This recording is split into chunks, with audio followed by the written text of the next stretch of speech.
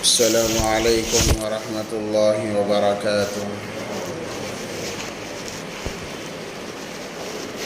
الحمد لله كفى وسلام على عباده الذين اصطفى، أما بعد. أعوذ بالله من الشيطان الرجيم. بسم الله الرحمن الرحيم. يا أيها الذين آمنوا استعينوا بالصبر والصلاة إن الله مع الصابرين. وقال تعالى: يا أيها الذين آمنوا إذا نودي للصلاة من يوم الجمعة فاسعوا إلى ذكر الله وذروا البيع ذلكم خير لكم إن كنتم تعلمون.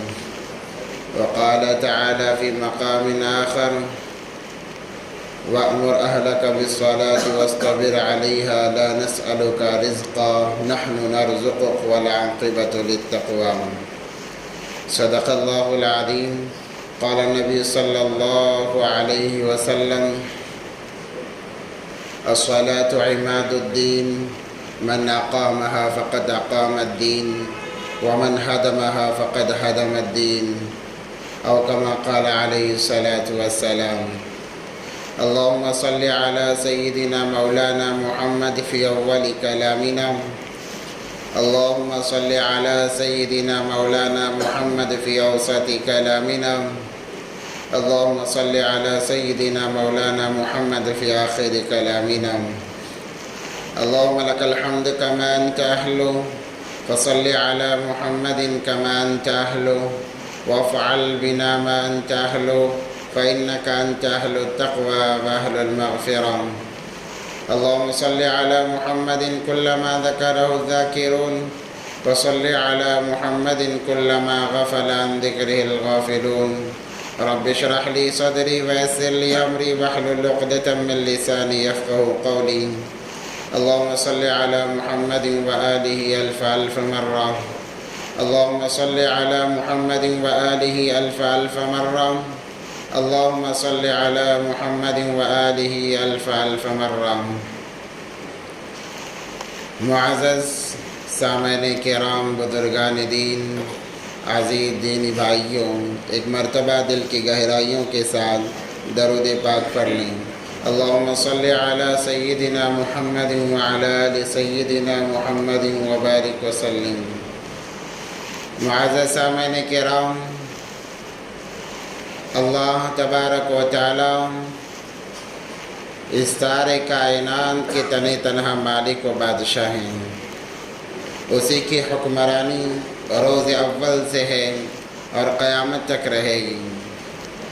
اس کی ذات وراء الورا ہے، کوئی اس کا شریک نہیں ہے. وہ تن تنہا بادشاہ ہے، نہ نظام کے چلانے میں کوئی شریک ہے، نہ اس کا کوئی مشیر ہے. اسی لیے کہا جاتا ہے: لا اول لہ ولا آخر، لا ظاہر لہ ولا باطن، ازلی ابدی عمدی دائمی. یہ تمام صفات کے مالک صرف تنہا اللہ تبارک و تعالی ہیں. معزز سامعین کرام، اللہ تبارک و تعالیٰ نے اپنے بندوں پر چند احکام فرض فرمائے ہیں اور تمام انسانیت کو اس کا پابند بنایا ہے، اور کہا ہے کہ اے میرے بندو، تم میرے احکام کو بجا لاؤ. جو میں نے تم پر فرض کیے ہیں انہیں کبھی ناغہ نہ کرنا، نہ چھوڑنا، تو میں تمہیں دنیا سے 10 بڑی گنا جنت عطا فرماؤں گا. یہ اللہ کا وعدہ ہے. ان فرائض کے اندر سب سے اہم فریضہ جو ہے وہ نماز کا فریضہ ہے. گزشتہ ہفتے چونکہ بیان کیا جا چکا، نبی علیہ الصلاۃ والسلام کو اللہ تبارک و تعالیٰ نے معراج پر بلایا اور وہاں سے اللہ تبارک و تعالیٰ نے 3 تحفے اس امت کو عطا فرمائے. اس میں سب سے اہم جو تحفہ تھا وہ نماز کا تحفہ. پہلی بار جب نماز کا تحفہ دیا گیا وہ 50 نمازیں تھیں. پھر حضرت موسیٰ علی نبینا وعلیہ السلام کے بار بار اصرار کرنے پر نبی پاک صلی اللہ علیہ وسلم اللہ کے دیار میں جاتے رہے، کم کراتے رہے، بالآخر 5 نمازیں باقی رہیں۔ پھر بھی حضرت موسیٰ علیہ السلام نے فرمایا اے نبی جی جائیے، اس میں بھی کم کر کے لائیے کہ میں ایک لمبا عرصہ اپنی امت یعنی بنی اسرائیل میں گزار کر آیا ہوں، مجھ پر میری قوم پر 5 نمازیں بھی فرض نہیں تھیں، 1 یا 2 وقت کی نماز فرض تھی، مگر وہ بھی میری قوم ادا نہ کر سکی، آپ کی قوم کیا ادا کرے گی، جائیے کم کرا کر لائیے۔ نبی پاک صلی اللہ علیہ وسلم نے فرمایا کہ میں بار بار جاتا رہا، کم کراتا رہا، ہر بار 5 نمازیں کم ہوئی ہیں، مجھے ڈر ہے کہ اس بار کہیں چلا جاؤں یہ نمازیں بھی نہ کم کر دی جائیں، اس لیے میں دوبارہ اللہ کے دربار میں نہیں جاؤں گا، بلکہ میں یہ کوشش کروں گا کہ میری امت ان 5 نمازوں کو ادا کرنے والی بن جائے۔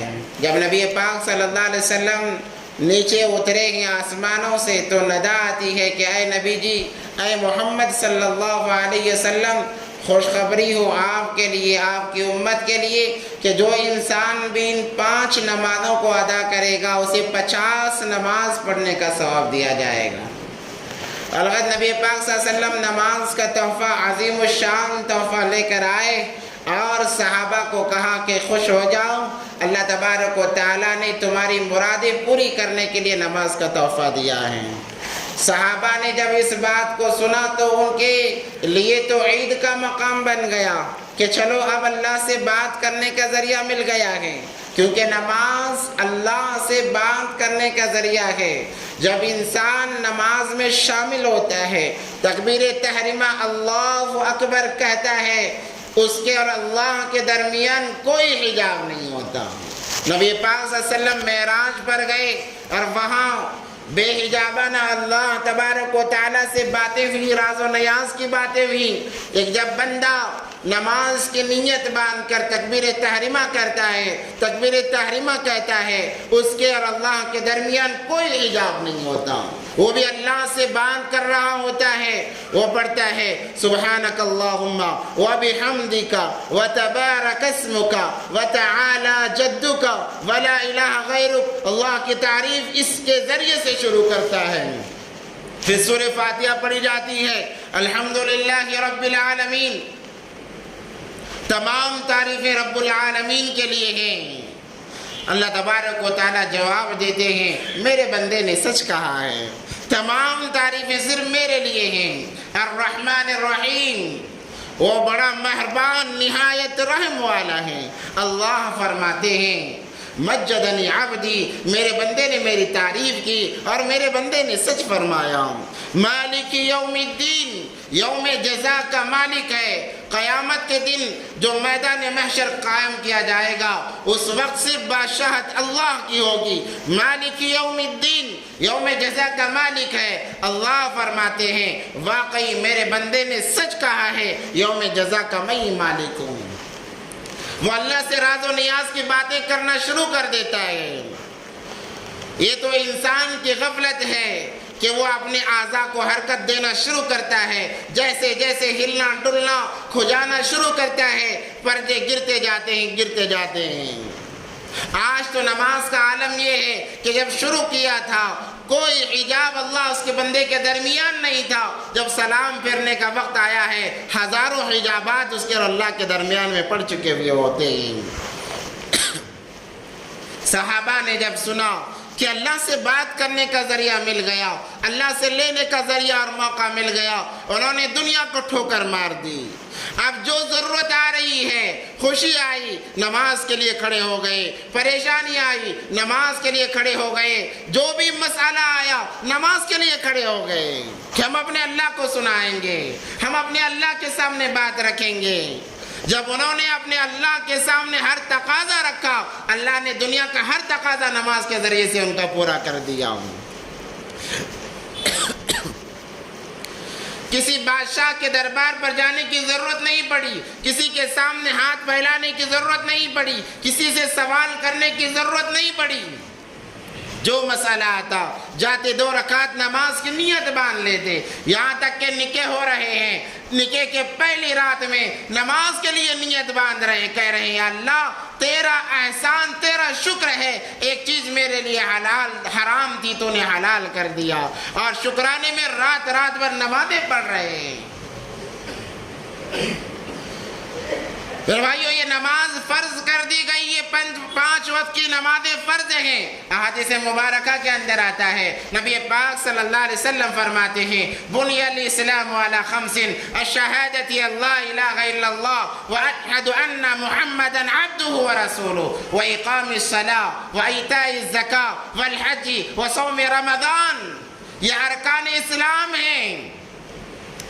انسان ان چیزوں میں سے کوئی ایک چیز کو بھی چھوڑ دیتا ہے وہ کامل ایمان والا نہیں ہے۔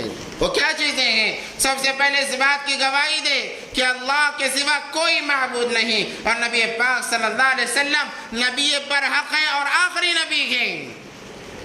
پھر دوسرے نمبر پر وَإِقَامِ الصَّلَاةِ، نماز کی پابندی کرے، نماز کی پابندی کرے۔ توحید کے بعد میں اگر کسی کا بڑا مقام ہے، ایمان کے بعد میں اگر کسی چیز کا بڑا مقام ہے تو وہ نماز کا ہے، نماز کا ہے۔ وَإِقَامِ الصَّلَاةِ وَالْحَجِّ وَصَوْمِ رَمَضَانِ وَإِيتَاءِ الزَّكَاةِ، یہ ارکان ہیں، دین کے ارکان ہیں۔ مگر اس کے اندر بھی اللہ تبارک و تعالیٰ نے 2 چیزوں میں سہولت کر دی، ایک وَإِيتَاءِ الزَّكَاةِ وَالْحَجِّ، یہ مالداروں کے لیے خاص کر دیا کہ مالدار ہیں زکوٰۃ دینا پڑے گا، اور اگر مالدار نہیں ہے کوئی بات نہیں، مالدار ہیں حج کرنا فرض پڑے گا، حج کرنا فرض ہے، مالدار نہیں کوئی بات نہیں۔ اب بچے 3 ارکان، اگر انسان اس میں بھی کوتاہی کرے تو اس کا کیا ہی بنے گا، اس کا کیا بنے گا، کیسے بیڑا پار ہوگا۔ یاد رکھیں قیامت کے اندر سب سے پہلے نماز کا حساب لیا جائے گا۔ سب سے پہلے جو سوال ہوگا بتا نمازوں کا تو نے کیا کیا دنیا کے اندر۔ آج نمازوں کے معاملات میں ہم اتنے پیچھے ہیں، 99% لوگ نماز نہیں پڑھتے ہیں، نماز کی کوئی پرواہ نہیں، نماز کی کوئی فکر نہیں، اور اس کو گناہ بھی نہیں سمجھتے ہیں۔ پیارے نبی پاک صلی اللہ علیہ وسلم کی حدیث ہے، پیارے نبی پاک صلی اللہ علیہ وسلم فرماتے ہیں میرا دل چاہتا ہے کہ میں جب جماعت کھڑی ہو جائے میں گلی میں چکر لگاؤں اور ان لوگوں کے گھروں کو جلا دوں جو جان بوجھ کر گھروں میں نماز پڑھتے ہیں۔ حدیث کو سنیں، نبی پاک صلی اللہ علیہ وسلم نے فرمایا ان لوگوں کے گھروں کو آگ لگا دوں جو جان بوجھ کر گھروں میں نماز پڑھتے ہیں، بے نمازی بن کر نہیں بیٹھتے، جان بوجھ کر مساجد کو نہیں آتے، جماعت کی پرواہ نہیں کرتے، گھروں میں پڑھ لیتے ہیں۔ نبی پاک صلی اللہ علیہ وسلم نے فرمایا میرا دل چاہتا ہے کہ ان کے گھروں کو آگ لگا دو۔ نماز گھروں میں پڑھنے والوں کے لیے یہ ہے، آپ اندازہ لگائیں جن کو نماز کی کوئی پرواہ نہیں ان کا کیا بنے گا۔ اور یہ نبی پاک صلی اللہ علیہ وسلم کی چاہت ہے۔ اللہ نے کہا اے نبی جی آپ کی چاہت بھی مجھے قبول ہے، اللہ نے قبول کر لیا۔ بظاہر ہمارے گھروں کو آگ نہیں لگی ہے، اللہ نے ہمارے دلوں میں آگ لگا دی، اللہ نے دلوں میں آگ لگا دی۔ اب بھائی بھائی کا دشمن ہے، باپ بیٹے کا دشمن ہے، بیٹی ماں کی دشمن ہے، خاندان والے خاندان والوں کے دشمن ہے، پڑوس اڑوس کا دشمن ہے۔ اللہ نے دلوں میں آگ لگا دی نماز کے چھوڑنے کی نحوست کی وجہ سے۔ آج کتنے لوگ ہیں جو بے نمازی بن کر بیٹھتے، اذان ہوتی ہے، اذان سب کے لیے ہوتی ہے، اذان سنتے ہیں مگر دل گوارا نہیں کرتا کہ گھر سے نکل کر مسجد کو چلے جائیں، تھوڑی دیر کے لیے کام روک لیں۔ ایسا فریضہ ہے، ایسا فریضہ ہے۔ نبی پاک صلی اللہ علیہ وسلم ایک مرتبہ حضرت علی اور حضرت عباس رضی اللہ عنہ کو بلایا اور 2 لوگوں کے کاندھے پر ہاتھ رکھ کر پاؤں گھسیٹ رہے ہیں مگر نماز نہیں چھوڑا، نماز نہیں چھوڑا۔ 2 لوگوں کے کاندھوں پر ہاتھ رکھے ہوئے ہیں، پاؤں یوں کھڑ بھی نہیں رہے ہیں، چلنا تو دور کی بات ہے، حدیث میں آتا ہے یوں گھسیٹتے ہوئے پاؤں جا رہے ہیں اور جا کر کہتے ہیں مجھے سب میں بٹھا دیا جائے، سب میں بیٹھ کر نماز ادا کر رہے ہیں۔ اب نماز کی فرضیت کا اندازہ لگائیں، کتنی بڑی فرضیت ہے۔ اس اہم فریضے کو آج کا مسلمان چھوڑا ہوا ہے۔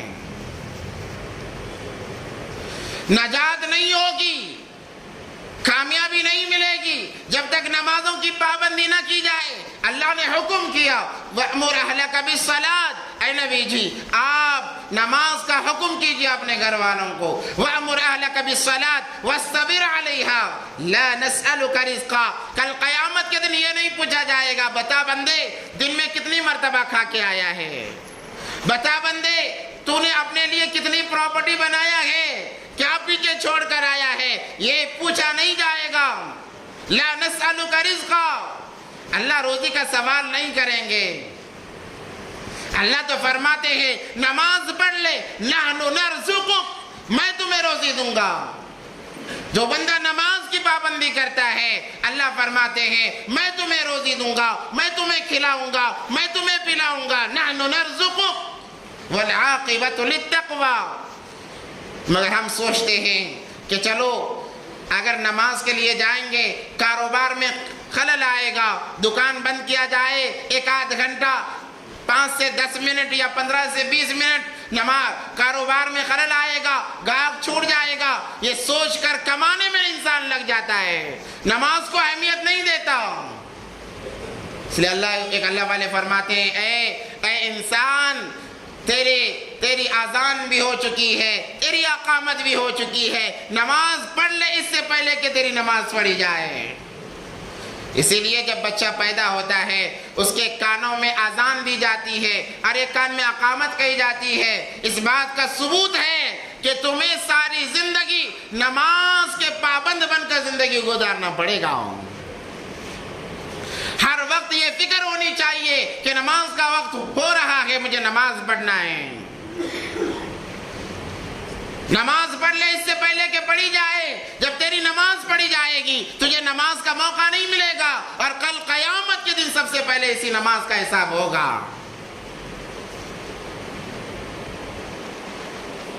جب حساب ہوگا کوئی نمازوں کی پابندی نہیں، ہمارے پاس کیا جواب ہوگا؟ اللہ نماز کو دیکھیں گے اعمال میں اٹھا کر، اگر وہ مکمل آ گئی علماء فرماتے ہیں حدیث میں آتا ہے اللہ باقی اعمال کو درگزر فرما دیں گے، کیونکہ نماز فرض ہے اور مالداروں کے لیے نماز اور زکوٰۃ کو ایک ساتھ بیان کیا گیا ہے۔ اقیموا الصلاۃ وآتوا الزکاۃ وارکعوا مع الراکعین، نماز بھی پڑھنا ہے، زکوٰۃ بھی ادا کرنا ہے، اور رکوع کرنے والوں کے ساتھ رہنا یعنی جماعت کے ساتھ نماز ادا کرنا ہے۔ اللہ نے 109 جگہ نماز کا تذکرہ کیا علی الاعلان، اور اشارتاً 700 سے زائد مقامات پر اللہ نے اشارتاً نماز کا تذکرہ کیا ہے قرآن پاک کے اندر۔ مگر آج یہ امت اس نماز کو چھوڑے ہوئے ہے۔ نبی پاک صلی اللہ علیہ وسلم نے فرمایا الصلاۃ قرۃ عینی، نماز میرے آنکھوں کی ٹھنڈک ہے۔ اور نماز چھوڑنے کو ہم گناہ بھی نہیں سمجھتے، گناہ نہیں سمجھ رہے ہیں، اگر گناہ سمجھتے نمازیں قضا نہیں ہوتی۔ آج ہم اس مجلس میں بیٹھے ہوئے ہیں، جمعے کی نماز میں آئے ہوئے ہیں، مگر اس میں ایک بہت بڑا مجمع وہ ہے جس نے فجر کی نماز نہیں پڑھی ہے۔ اب بتاؤ ہمارے حالات کیسے سدھریں گے، ہمارے حالات کیسے صحیح ہوں گے جب نمازوں کی پابندی نہیں ہے، اور اس کو گناہ بھی نہیں سمجھا جا رہا ہے۔ ہم زنا کو بہت بڑا گناہ سمجھتے ہیں، کہتے ہیں کہ زنا کر لیا بہت بڑا گناہ کر لیا، شراب پی لیا بہت بڑا گناہ کر لیا۔ واقعی یہ بہت بڑے کبائر ہیں، بہت بڑے بڑے گناہ ہیں، مگر نبی پاک صلی اللہ علیہ وسلم نے فرمایا نماز کا چھوڑنا زنا سے بڑا گناہ ہے، نماز کا چھوڑنا شراب پینے سے بڑا گناہ ہے، نماز کا چھوڑنا خنزیر کے گوشت کھانے سے بڑا گناہ ہے۔ ایک واقعہ روایتوں میں لکھا ہوا ہے، بعض حضرات اسے ذوق کا درجہ دیتے ہیں اور کلام کرتے ہیں کہ ایک عورت روتے ہوئی حضرت عمر فاروق رضی اللہ تعالیٰ عنہ کے پاس آئی۔ یہ واقعات اگرچہ اس میں ذوق ہوتا ہے اس لیے بیان کی جاتی ہیں کہ تاکہ ہم سمجھیں کہ دین کیا چیز ہے، دین کیا چیز ہے ہم سمجھ سکیں۔ ایک عورت آتی ہے روتی ہوئی اور رونا شروع کر دیتی ہے۔ عمر فاروق رضی اللہ تعالیٰ عنہ پوچھتے ہیں ارے اللہ کی بندی کیا ہوا، کیوں رو رہی ہے، آخر ہوا کیا ہے وہ تو بتا۔ وہ ایسا روتی ہے کہ اس کے رونے نے عمر کو رلا دیا رضی اللہ تعالیٰ عنہ۔ وہ کہتے ہیں تجھے اللہ کا واسطہ دیتا ہوں بتا روتی کیوں ہے, آخر وجہ کیا ہے؟ تو عورت کہتی ہے کہ میں نے بہت بڑا گناہ کیا ہے, کہ اللہ میرے گناہ کو معاف فرمائیں گے؟ یا بعض روایتوں میں یہ لکھا ہے کہ وہ عورت سیدھا نبی پاک صلی اللہ علیہ وسلم کے پاس جاتی ہے اور روتی ہے, یہاں تک کہ نبی پاک صلی اللہ علیہ وسلم بھی رونے لگتے ہیں اور کہتے ہیں میں نے بہت بڑا گناہ کیا, کیا اللہ معاف فرمائیں گے؟ کہا کہ بتا تو صحیح کیا گناہ کیا ہے؟ اللہ تو بڑے کریم ہے, اللہ تو بڑے رحیم ہے, معاف فرما دیں گے انشاءاللہ. جب اسے واسطے دیے جاتے ہیں تو وہ روتی ہوئی کہتی ہے کہ میں نے زنا کیا ہے, میں نے زنا کیا ہے, حرام کاری کی ہے اور اس کے ذریعے سے حمل ٹھہرا, میں نے بچے کو بھی جنم دیا, میں نے اسے 2 سال تک دودھ پلایا, جب وہ کھانا کھانے کے قابل ہونے لگا میں نے اسے قتل کیا اور پانی پینے کے کنویں میں ڈال دیا. پانی کی بہت قلت عرب کے سرزمین میں, اور جو پانی پینے کا کنواں ہے اس کو بہت اہمیت دی جاتی ہے. تو یہ عورت کہتی ہے وہ جب کھانا کھانے کے قابل ہونے لگا کہ میں اسے گوند گوند کر کھلانا شروع کرتی, اس سے پہلے میں نے اس کا گلا کاٹا اور مسلمان جس کنویں سے پانی پیتے ہیں میں نے اس کے اندر ڈال دیا, کیا اللہ میرے اس گناہ کو معاف فرمائے گا؟ تو صحابہ شوق کے کہنے لگے اللہ کی بندی اتنا بڑا گناہ کر کے امید معافی کی لے کر آئی ہے, کیا امید سے تو آئی ہے, کیا امید لے کر آئی ہے؟ جا تجھے اللہ معاف نہیں کریں گے. جبرائیل علیہ السلام آتے ہیں اور کہتے ہیں نبی جی کہہ دیجئے اپنے صحابہ سے, انہیں اختیار نہیں ہے کسی کے بارے میں یہ بات کہنے کا کہ اللہ تمہیں معاف نہیں فرمائیں گے. اس کے بعد نبی پاک صلی اللہ علیہ وسلم نے فرمایا اے میرے صحابہ جانتے ہو اس عورت سے بڑا گنہگار کون ہے؟ کہا کہ اللہ کے نبی اس عورت سے بڑا گنہگار بھی کوئی ہو سکتا ہے جس نے زنا کیا ہے, حرام کاری کی ہے, بچے کو دودھ پلایا 2 سال, پھر اس کو قتل کر دیا, شہید کر دیا, اور جس کنویں سے مسلمان پانی پیتا ہے اس کنویں میں ڈال دیا. یا اللہ کے نبی اس سے بڑا بھی کوئی گنہگار ہو سکتا ہے؟ نبی پاک صلی اللہ علیہ وسلم نے فرمایا جبرائیل ابھی آ کر بتا کر گئے ہیں کہ ہاں اس سے بڑا گناہگار بھی ہو سکتا ہے, جانتے ہو کون ہے؟ کہا کہ اللہ کے نبی بتائیے اس عورت سے بڑا گنہگار کون ہو سکتا ہے؟ نبی پاک صلی اللہ علیہ وسلم نے فرمایا جو جان بوجھ کر ایک وقت کی نماز چھوڑ دے, جو انسان جان بوجھ کر ایک وقت کی نماز چھوڑ دے اس عورت سے بڑا گنہگار ہے. آج کا مسلمان دھڑلے سے نمازوں کو چھوڑ دیتا ہے. شیطان کو قیامت تک کے لیے مردود قرار دیا گیا. کیوں مردود قرار دیا گیا؟ اللہ نے کہا فرشتوں سے اے فرشتوں سجدہ کرو میرے آدم کے لیے, آدم کو سجدہ کرو. ایک سجدے کا حکم دیا, تمام ملائک سجدے میں گر گئے. شیطان نے کہا میں کیوں سجدہ کروں, میں تو آدم سے افضل ہوں, کیونکہ آدم کو مٹی سے بنایا گیا, مجھے تو آگ سے بنایا گیا ہے, اور آگ مٹی سے افضل ہوا کرتی ہے. یہ اس کا خیال تھا, اس کا گمان تھا, سجدے سے انکار کر دیا. علماء فرماتے ہیں وہاں تو نماز کا تو نہیں کہا گیا تھا, ایک سجدہ وہ بھی تعظیماً. پھر مردود قرار دینے کی وجہ کیا بنی تھی؟ علماء فرماتے ہیں سجدہ چاہے تعظیمی ہو یا فرض کا ہو, یہ دیکھا جائے گا کہ حکم کرنے والی کون سی ذات ہے. حکم کرنے والی ذات وہاں اللہ کی تھی, چاہے فرائض کا سجدہ ہوتا یا تعظیمی سجدہ ہوتا, بجا لانا مخلوق کا کام ہوتا ہے. اس نے ایک سجدے کا انکار کیا, اللہ نے قیامت تک کے لیے مردود قرار دیا, قیامت تک کے لیے مردود قرار دیا گیا, اور جنت سے نکال دیا گیا کہ جنت میں رہنے کے تو لائق نہیں ہے اور مستحق نہیں ہے. اس لیے علماء فرماتے ہیں بے نمازی کو اللہ کبھی جنت میں داخل نہیں فرماتے. وہاں اس نے ایک سجدے کا انکار کیا, قیامت تک کے لیے مردود بن گیا. آج کا مسلمان دن میں 5 نمازوں کا انکار کرتا ہے, بتاؤ اس کا انجام کیا ہوگا, اس کا انجام کیا ہوگا؟ جو 5 نمازوں کا انکار کر رہا ہے. اس لیے میرے بھائیوں نماز یہ اہم فریضہ ہے, چاہے ہماری جان کیوں نہ چلی جائے, نماز میں کبھی کوتاہی نہیں, نماز میں کبھی کوتاہی نہیں. آج ہماری بے نمازی کا اثر ہے, بے نمازی کا اثر ہے کہ حالات گھیرے ہوئے ہیں, چاروں طرف سے حالات کے انبار برسے جا رہے ہیں. گھروں میں خوشیاں نہیں ہے، مال ہے خوشیاں نہیں ہے، سب کچھ ہونے کے باوجود خوشیاں نہیں ہے، راتوں میں نیند نہیں آتی ہے، ٹیبلٹ لینا پڑتا ہے کہ چلو تھوڑی دیر آرام کر لیں، پھر بھی انسان جاگ جاتا ہے، سکون نہیں ہے۔ نبی اللہ تبارک و تعالیٰ نے فرمایا الا بذکر اللہ تطمئن القلوب، جان لو دنیا کے کسی چیز کے اندر راحت و سکون نہیں ہے، اللہ کے ذکر کے علاوہ کسی چیز کے اندر راحت و سکون نہیں ہے۔ اللہ کے ذکر سے مراد بعض علماء فرماتے ہیں وہ نماز ہے، نماز پڑھو سکون مل جائے گا۔ آپ آزما کر دیکھیں، کبھی بہت حالات آ جائیں، پریشانی آ جائے، انسان آئے اللہ کے گھر کو 2 رکعت نماز پڑھے، صلاۃ الحاجت کی یا صلاۃ الشکر کی نماز پڑھے اور تھوڑی دیر کے لیے لیٹ جائے، وہ گھنٹوں سوتا رہے گا، محسوس نہیں ہوگا۔ اللہ کہتے ہیں میرا بندہ میرے گھر پہ آیا ہے، میں اس کے تمام پریشانیوں کو دور کر دیتا ہوں۔ آج ہمارے تعلق مساجد سے کٹ گئے، جس کی وجہ سے غیروں کی نگاہیں ہماری مساجد پر آ گئی ہیں۔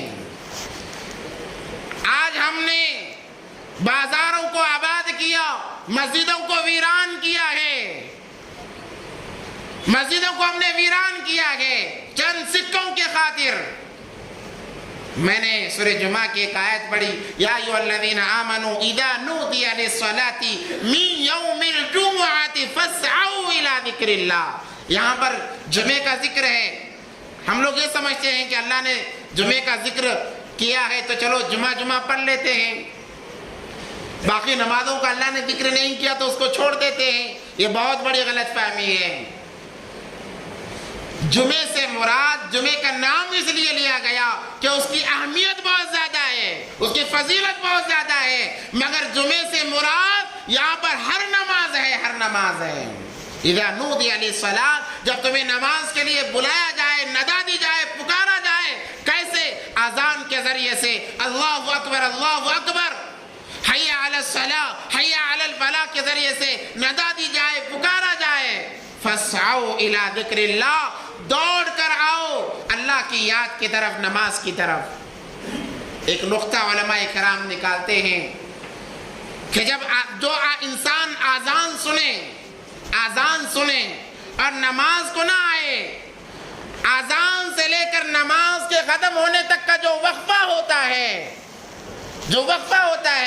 اس وقفے میں انسان جو چیزیں کماتا ہے وہ تمام کے تمام حرام بن جاتے ہیں۔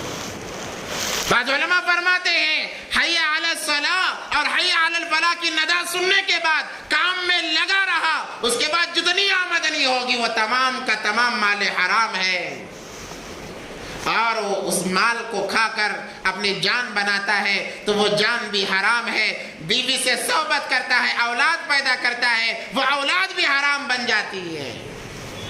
ہمیں کوئی احساس نہیں ہے، کوئی فکر نہیں ہے۔ فَاسْعَوْا إِلَىٰ ذِكْرِ اللَّهِ، اور اگلا جملہ سنیے، وَذَرُوا الْبَيْعَ، اللہ نے کہا کام کو چھوڑ دو، خرید و فروخت کو چھوڑ دو۔ اللہ نے حکم دیا ہے، حکم ہی کو تو فرض کہا جاتا ہے، مگر آج کا مسلمان اذانیں ہوتی رہتی ہیں، یہ کاموں میں مصروف رہتا ہے۔ تو میں کہہ رہا تھا کہ ویران کر دیا ہم نے مساجد کو، جس کی وجہ سے اللہ نے ہمارے گھروں کو ویران کر دیا، غیروں کی نظریں ہمارے مساجد پر آ گئیں۔ مسجدیں بنا کر چھوڑ دینا کوئی کمال نہیں، اس لیے ایک شاعر کہتا ہے مسجد تو بنا دی شب بھر میں ایمان کی حرارت والوں نے۔ ایمان کی بہت زیادہ حرارت تھی، بہت ایمان جوش مار رہا تھا، کہا کہ مسجد نہیں بنانے دیا جاتا، ہم بنائیں گے، راتوں رات مسجد کی عمارت کھڑی کر دی، مسجد کو بنا دیا، مسجد تو بنا دی شب بھر میں ایمان کی حرارت والوں نے۔ من اپنا پرانا پاپی تھا، برسوں سے نمازی بن نہ سکا، برسوں ہو گئے مگر نمازی نہیں بنا، مسجد بنانے میں کردار ادا کر رہا ہے مگر خود نماز نہیں پڑھ رہا ہے، مسجدیں بنا رہا ہے خود نماز نہیں پڑھ رہا ہے۔ من اپنا پرانا پاپی تھا، برسوں سے نمازی بن نہ سکا۔ آج گیان واپی مسجد کا معاملہ ہم سے بہتر شاید آپ جانتے ہوں گے،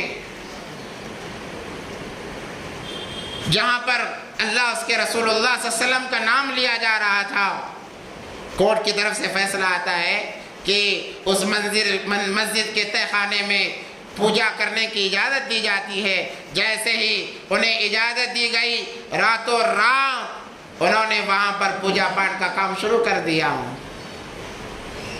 راتوں رات۔ بڑے افسوس کے ساتھ یہ کہا جاتا ہے کہ آج کا مسلمان غیروں سے گیا گزرا نظر آتا ہے، کیونکہ انہوں نے اپنے مندروں کو آباد رکھا ہے، ویران نہیں کیا۔ انہوں نے اپنے مندروں کو آباد کیا، عیسائیوں نے گرجا گھروں کو آباد کیا، سکھوں نے گردواروں کو آباد کیا۔ نہ ان کے مندروں پر کسی کی نگاہ جاتی ہے، نہ گرجا گھروں پر، نہ گردواروں پر۔ اگر نگاہ جاتی ہے مسلمانوں کی مساجد پر، کیوں؟ اس لیے کہ مسلمان نے مساجد کو ویران کیا ہے۔ اللہ کا وعدہ ہے جو اللہ کے گھروں کو ویران کرتا ہے، اللہ اس کے گھر کو ویران کرتے ہیں، اس کے زندگیوں کو ویران کرتے ہیں۔ تو راتوں رات وہاں پر پوجا پاٹ کی گئی مسجد کے اندر۔ اور ایک جگہ کا واقعہ ہے کہ پولیس والے آئے، ان کے ساتھ جو نام نہاد لوگ ہیں وہ آئے، کہا کہ یہاں پر یہ ہمارے مندر کی جگہ ہے، ہم مسجد اور مدرسے کو اڑا دیتے ہیں۔ راتوں رات مسجد کو ختم کر دیا گیا، شہید کر دیا گیا۔ مدرسے کو، اس مدرسے کے اندر 25 بچے طالب علم قال اللہ قال رسول پڑھا کرتے تھے، انہیں نکالا گیا باہر، نہ ان کے کپڑے لینے دیے گئے، نہ کتابیں، نہ کوئی چیز لینے دی گئی، یہاں تک کہ مساجد کے اندر سے قرآن پاک بھی اٹھانے کی انہیں مہلت نہیں دی گئی۔ انہیں رات بھر ٹھنڈی کے اندر باہر کھڑا کیا اور صبح ہونے تک ایسا صفایا کیا۔ یہ یو پی کے اندر کہیں، میں باہر کی بات نہیں کر رہا ہوں، یہ آج کل کے کل پرسوں کے واقعات ہیں۔ مسجد کو ساری اور مسجد و مدرسے کو شہید کر دیا گیا، اور وہاں پر مٹی لا کر ڈال کر ایسا لیول کر دیا گیا کہ کوئی اگر صبح میں کوئی آتا نماز کے لیے پتہ نہیں چلتا تھا کہ یہاں پر کوئی مسجد بھی باقی تھی۔ مسجد اقصیٰ پر یہودیوں نے ڈائریکٹ حملے کرنا شروع کر دیے۔ یہ ہمارے گناہوں کی نحوست ہے، ہمارے بے نمازی ہونے کی نحوست ہے۔ قرآن میں اللہ تعالیٰ فرماتا ہے ما سلککم فی سقر قالوا لم نک من المصلین ولم نک نطعم المسکین وکنا نخوض مع الخائضین وکنا نکذب بیوم الدین حتی اتانا الیقین۔ جو نمازی ہوں گے کل قیامت کے دن جنت میں ہوں گے، اللہ انہیں موقع دے گا کہ اپنے پڑوسیوں سے، اپنے دوستوں سے، اپنے رشتہ داروں سے جہنم میں وہ بات کر سکیں۔ وہ جب دیکھیں گے جہنم کے بالکل تہ کے اندر یہ مسلمان، نام لیوا مسلمان نظر آئے گا، کلمہ لا الہ الا اللہ پڑھنے والا نظر آئے گا، کس وجہ سے گیا ہے؟ قرآن کہتا ہے سنو۔ وہ پوچھیں گے ما سلککم فی سقر، ارے تو مسلمان تھا، تیرا نام عبد الرحمن عبداللہ تھا، ارے تو یہاں کیسے آ گیا؟ وہ کہے گا لم نک من المصلین، میں نماز نہیں پڑھا کرتا تھا، میں نماز چھوڑ دیا کرتا تھا۔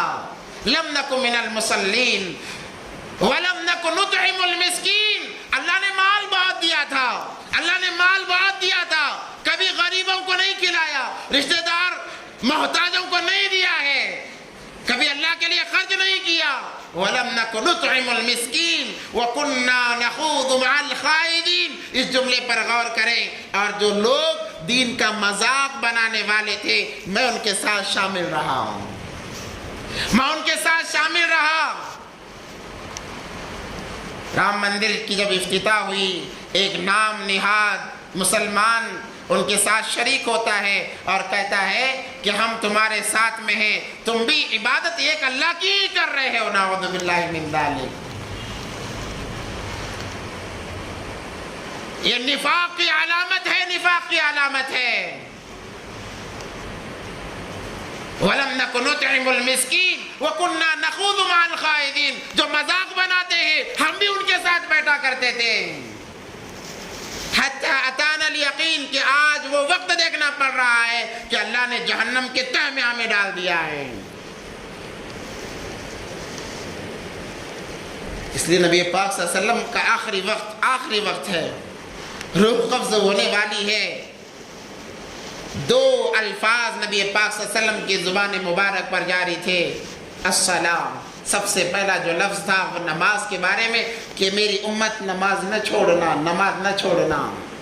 نماز کی پابندی کر لو، نماز کو اپنا لو، نماز کو سینے سے لگا لو، نماز کو قائم کر لو، تاکہ کل قیامت کے دن کہا جا سکے اللہ یہ میرا امتی نمازی تھا، نمازی تھا۔ احادیث میں آتا ہے جو نمازی ہے اسے نہ ستاؤ، اگر اسے ستاؤ گے اللہ جنگ کے لیے تیار کھڑا ہے۔ اور نمازی کو کہا جاتا ہے کہ اس کے ایماندار ہونے کی گواہی دو، جس کو دیکھو کہ اس کا دل مسجد میں اٹکا ہے، مسجد میں اٹکا ہے تو ایماندار ہونے کی گواہی دو۔ آج ہمارے دل مسجد میں نہیں ہے، ہم مسجد میں آنا نہیں چاہتے، ایسا لگتا ہے کوئی زبردستی کھینچ کر لا رہا ہے۔ اگر جمعے میں نہیں آئیں گے تو لوگ کہیں گے ارے مسلمانوں کا جمعے کو بھی نہیں آ رہا ہے۔ لوگوں کے منہ بند کرنے کے لیے نماز نہ پڑھو، اللہ کے لیے نماز پڑھو۔ تم ایک سجدہ کرو گے، وہ ایک سجدہ تمہاری ہدایت کے لیے، نجات کے لیے کافی ہو جائے گا۔ وہ ایک سجدہ جسے تو گراں سمجھتا ہے ہزاروں سجدوں سے دیتا ہے آدمی کو نجات۔ اللہ کے لیے نماز پڑھو، اللہ کے لیے سجدے کرو۔ عربی کا ایک مقولہ ہے المؤمن فی المسجد کالسمک فی الماء، کہ مومن کے لیے مسجد ایسی ہے جیسے مچھلی کے لیے پانی۔ مچھلی اپنے آپ کو سب سے زیادہ محفوظ پانی میں سمجھتی ہے۔ المؤمن فی المسجد کالسمک فی الماء، مسجد مومن کے لیے ویسی ہی چیز ہے۔ اور دوسرا جملہ ہے والفاسق والفاجر فی المسجد کالقفص کالطائر فی القفص، اور فاسق اور فاجر کے لیے مسجد ایسے ہے جیسے پرندے کے لیے پنجرا ہوا کرتا ہے۔ پرندہ ہمیشہ پنجرے میں پھڑپڑاتا رہتا ہے، اگر جیسے ہی ڈور کھول دیا جائے پہلا کام اس کا بھاگ جانا ہے۔ آج کے مسلمان کی حالت بھی ایسی ہے، جمعے کے مبارک دن میں بھی ہم ٹائم لگا کر آتے ہیں، اتنے وقت میں امام صاحب کا بیان ختم ہوگا، سنتوں کے لیے اتنا وقت، پھر خطبہ اتنا چلے گا، نماز جماعت کھڑی ہونے کے وقت میں ہم آتے ہیں۔ بتاؤ ہمارے ایمان کی کیا کیفیت ہے؟ اور آتے بھی کہاں ہیں؟ جب ہم نے ناقدری کی، اللہ نے کہا تجھ جیسے ناقدری کو میں دینا بھی نہیں چاہتا۔ اللہ کہتے ہیں جانتا ہے تیری جگہ کہاں ہے؟ جو لوگ جو پہلے آ کر جہاں جوتے چھوڑتے ہیں وہاں تیری جگہ ہے، وہاں تیری جگہ ہے۔ اور لوگ آتے ہیں جہاں جوتے چھوڑے جاتے ہیں وہی نماز پڑھ کر چلے جاتے ہیں۔ ہاں اگر جگہ نہیں ہے کوئی بات نہیں، جہاں جگہ ملے پڑھ لو، مگر یہ ان کے ناقدری کی علامت تاخیر سے آنے کی نحوست ہے۔ اللہ کہتے ہیں میں تیرا چہرہ میرے گھر میں بھی دیکھنا نہیں چاہتا، تو جہاں سے آیا ہے وہیں سے چلے جا۔ اور وہ جوتیوں میں کھڑا ہو کر نماز پڑھ کر چلے جاتا ہے۔ کیا نحوست کے ایام، کیا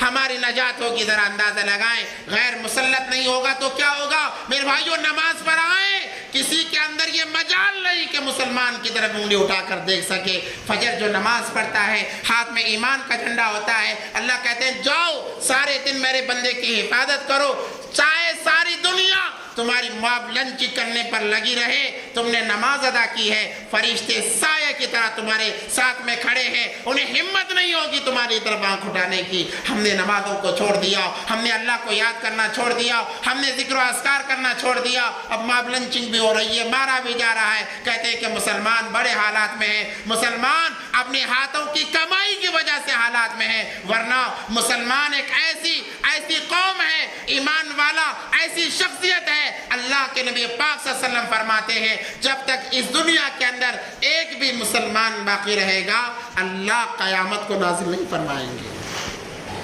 ایک مسلمان جب تک باقی رہے گا اللہ دنیا کو ختم نہیں فرمائیں گے، نظام چلتا رہے گا، سورج نکلتا رہے گا، بارشیں برستی رہیں گے، غلے اگتے رہیں گے۔ جب کوئی مسلمان نہیں ہوگا اللہ کی طرف سے عذاب آئے گا، دنیا کے نظام کو اللہ درم برم کر دیں گے۔ میرے بھائیو اپنے مقام کو سمجھے۔ تو میں کہہ رہا تھا نبی پاک صلی اللہ علیہ وسلم کی زبان پر تھا میری امت نماز پڑھو اور مظلوموں پر رحم کرو، ان پر ظلم نہ کرو، عورتوں کے ساتھ اچھائی کا معاملہ کرو۔ یہ دو الفاظ کے ساتھ میرے اور آپ کے آقا جناب محمد رسول اللہ صلی اللہ علیہ وسلم دنیا سے تشریف لے گئے ہیں کہ نماز قائم کرو۔ جو لوگ نماز کو چھوڑ دیتے ہیں وہ گویا نبی پاک صلی اللہ علیہ وسلم کے سینے میں خنجر گھونپ رہے ہیں۔ ایسا ظلم نہ کرو کہ کل قیامت کے دن کہا جائے اے نبی جی جس جس کی آپ سفارش کرنے کے لیے آئے ہیں وہ تو بے نمازی تھا، آپ کیسے سفارش کریں گے؟ نبی پاک صلی اللہ علیہ وسلم چہرہ موڑ لیں گے، کہیں گے لے جاؤ اس کو، اس نے میری سنتوں کا جنازہ نکالا ہے، اس وقت میں ہمارا کیا بنے گا؟ اس لیے نماز پر آئیں، مساجد کو آباد کریں، مساجد کو آباد کریں۔ مساجد کو چمکا دینا یہ آبادی کیا، یہ علامت نہیں ہے۔ مساجد کو نماز کے ذریعے سے آباد کیا جاتا ہے۔ جب مسلمان نمازی بن جائے گا کسی کی ہمت اور مجال نہیں ہوگی اس کی طرف آنکھ اٹھانے کی۔ بس اللہ سے دعا ہے کہ اللہ تبارک و تعالیٰ جب تک ہماری سانسیں باقی رہیں ہم تمام کو پنجگانہ نمازی بنا کر رکھے، اور جب ہمارا آخری وقت آئے اللہ ایسا موقع لائے کہ ہم تکبیر تحریمہ باندھے، ہماری روح قبض ہو جائے، ہماری پیشانی زمین پر ہو، اللہ کے لیے ہم اپنی ناک رگڑ رہے ہوں، ہماری روح قبض ہو جائے۔ اللہ سے دعا ہے کہ اللہ ہم تمام کو ان باتوں پر عمل کی توفیق عطا فرمائے۔ وآخر دعوانا الحمدللہ رب العالمین۔